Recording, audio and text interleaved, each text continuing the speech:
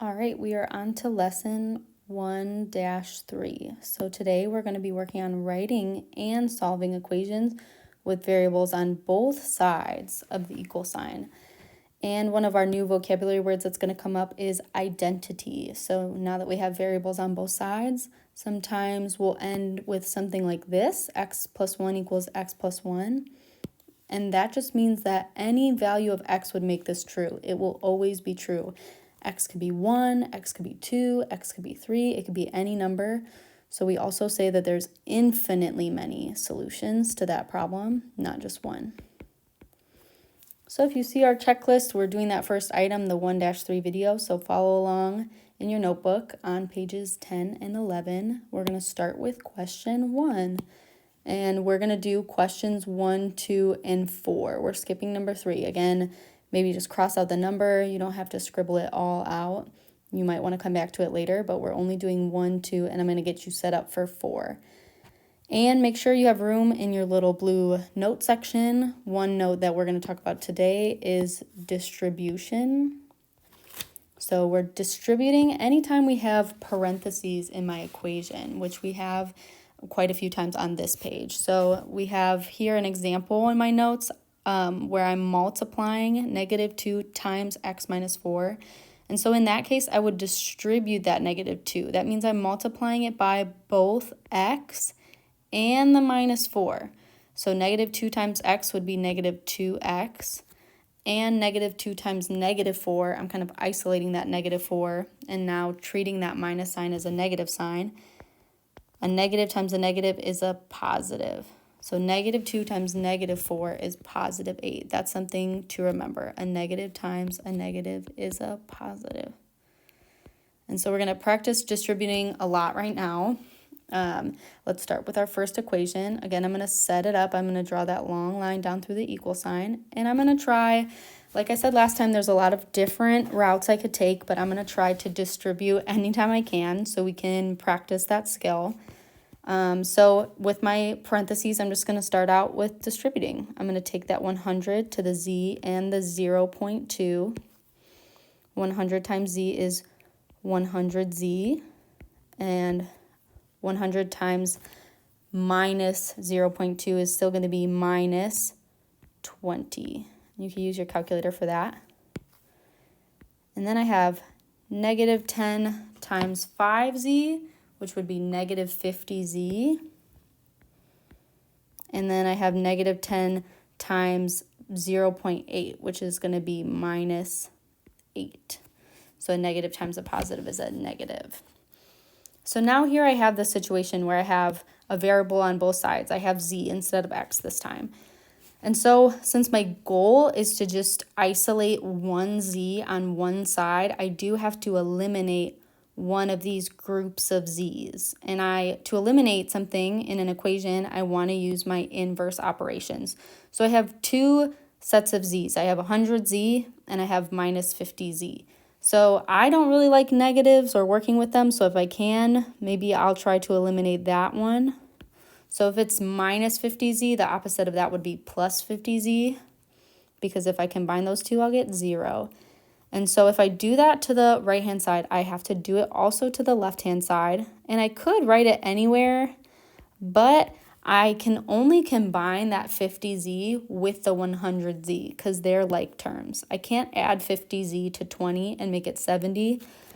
I'm going to combine it with its like terms. So then I'm going to have 150z minus 20 equals 0 minus 8, so -8. And now I'm just going to try to isolate my z. So I'm going to get rid of this -20 over here with the z, trying to get z by itself. So the opposite of minus is plus. And if I do it to the left, I'm going to do it to the right. Those cancel each other out. And I'm left with 150z equals -8 plus 20, which I could also think of as 20 minus 8, positive 20 minus 8. When it's just plus and minus, it doesn't matter the order. I should get the same answer. So that would be 12. And so my final step, if I'm multiplying 150 times z, the opposite of that would be division.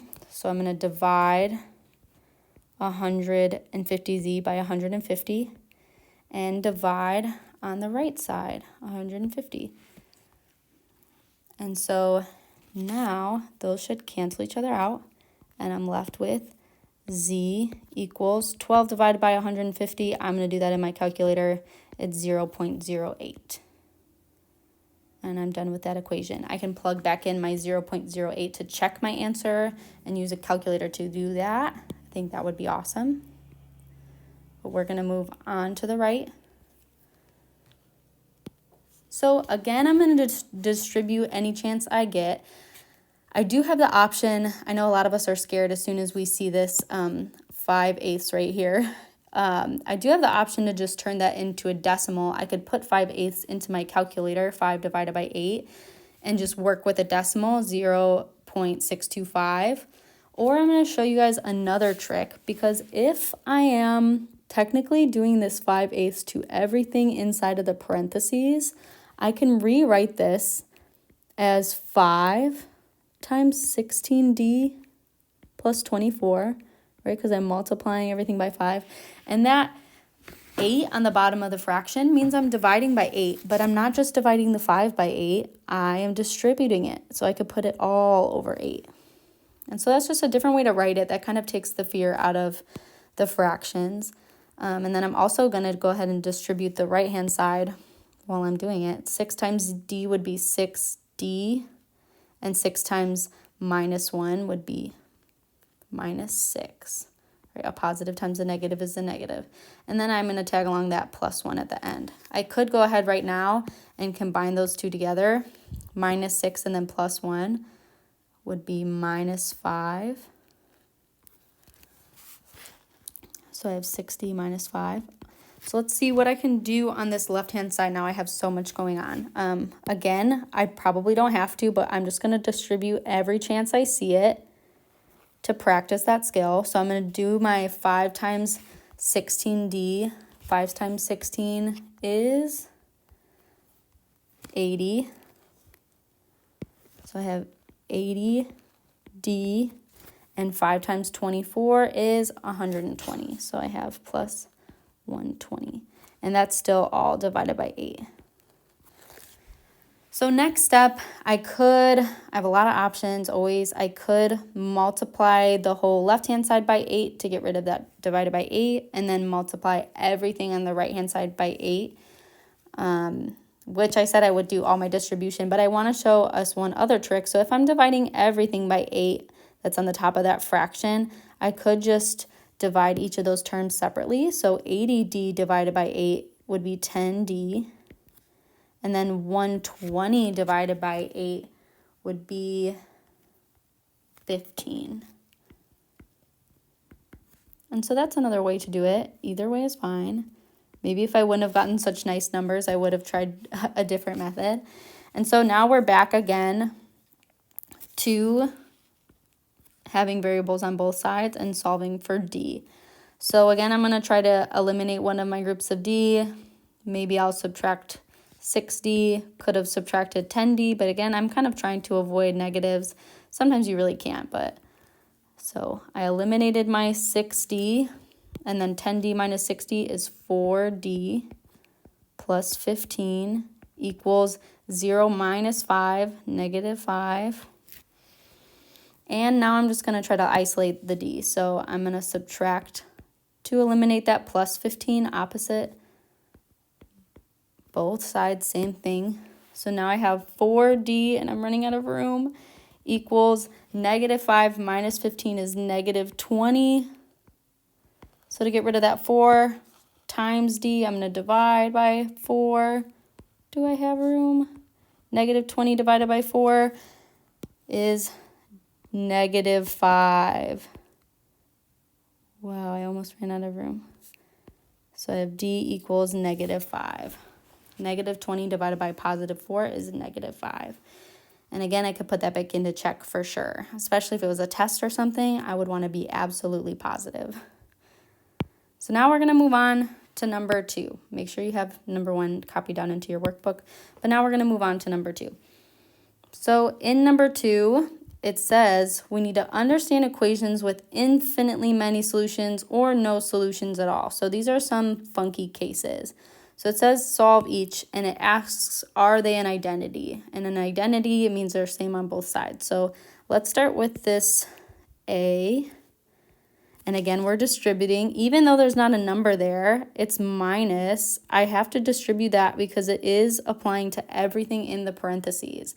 So now, instead of positive 27, I'm taking away 27. And a negative times a negative is a positive. So that's why I put that in the notes. That's something everybody forgets. But just like if I was to have like 2 minus a negative 4, that would actually be 6. So when I take away a negative, it is the same as adding. So that minus minus turns into a plus. So now I have t minus 27 equals minus 27 plus t. So even though they're in a different order, that really is the same thing. And so I do have an identity, but if I didn't know it yet, I could go ahead and start trying to isolate my t's. I could try to get rid of one group of t's, so I could take away t, but then look what happens. On the right-hand side, my t is gone now also. So that's when I first realized something's up. I have no more variable. And now I just have 0 minus 27, so negative 27, and negative 27. So that is an identity.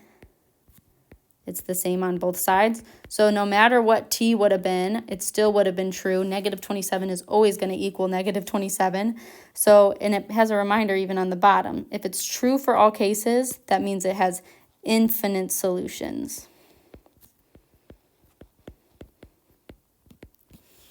And so let's see what's going to happen on the right side. Another chance to distribute. So let's do it to practice. I'm going to distribute my numbers out front to everything inside the parentheses. So I have 16 times 4, which is 64. And I have 16 times negative 3. 16 times 3 is 48, so minus 48m. And then I have 96 times negative m over 2. So when I multiply a whole number times a fraction, I'm just multiplying that whole number by the numerator, the number on top. So I have negative 96m divided by 2. And then 96 times plus 1 is just 96. So right away I can get rid of that fraction because, especially very easily to me, because I noticed that 96 is even. So I can simplify that fraction right away. 96 divided by 2 is 48. So that would just be negative 48m plus 96. And then on the other side, I have 64 minus 48m.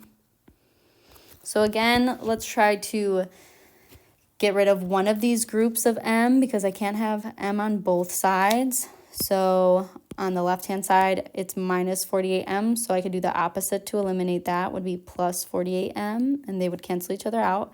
But notice again, when I do that to the right-hand side, they also cancel out, so they both become 0. And then I'm left with 64 equals plus 96.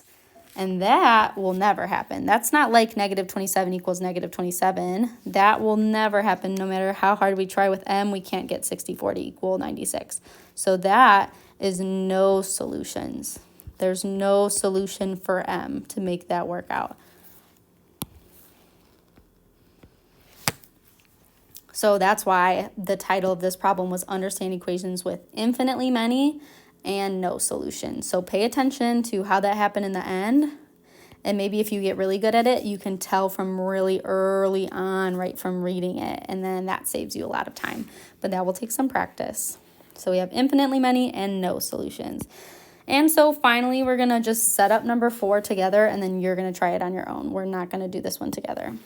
So we have Cameron's current music service charges 95 cents per song. I don't know who's still paying per song, but this is a math word problem.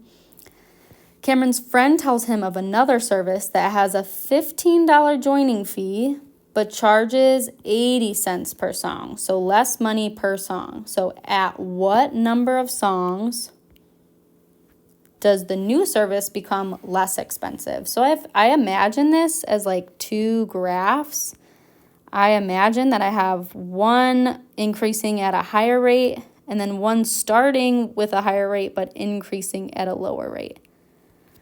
And so when we want to know at what point is the second one going to be less money, first we need to know at what point do they cross in the first place? When are they going to be equal? Which is, I also, after doing so many of these, we're always trying to set up some type of equation, right? So we probably want to know what time, when they're going to be equal. So we have the 95 cents per song. That's what we're looking for, is what number of songs. So that's going to be our X. So we have 95 cents for every song. So we're going to multiply it by the number of songs, which is X. So 95 cents times X. And then our other service is 80 cents for every song. So 80 cents times X. But that service has a $15 fee. We don't multiply the 15 by X because that's just one time of $15. So now I have an equation, and you can go ahead and set it up and try to solve for X and answer that question: at what number of songs does the new service become less expensive?